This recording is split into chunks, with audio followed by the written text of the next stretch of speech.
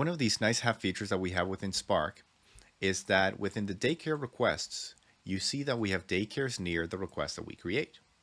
But since we also have within the settings a set of family profiles, we can actually add multiple locations. And we can set this up once at the beginning to make sure that whenever we're filling out forms, it's as easy and smooth as possible. So I'm going to add two more locations. I'm going to add one for my work location as Emma.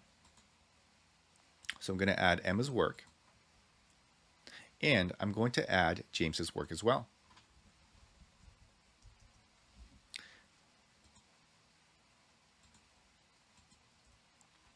You see that each time we create a location, we get a set of recommendations for types of labels. So we can add our home, our work, the work of one of the members, or we can also add the locations if we just want to have them on file for the daycares for our kids. It could be the daycare, the school, any activities, and so on. Again, these are just intended to be for you and to be able to fill out forms a little bit faster. You see at the very top, we have this button called Daycares.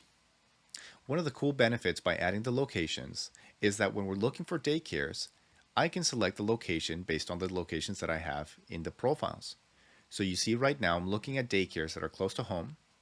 If I switch here, these are daycare results that are actually close to Emma's work. And for any of these, again, I have the same interaction where I can add them to lists. And I can do the same thing for James's work. If I'm on James's work address and I happen to click this, which is Open Full Search, it takes me back to the search page, but the cool thing that you see is that it's actually conducted the full search on the main platform with James's work address. I can click Open Map, and now I'm looking at daycares that are actually close to James's work. Recall that the Lucy search platform actually has many more search features than the one in your Spark app.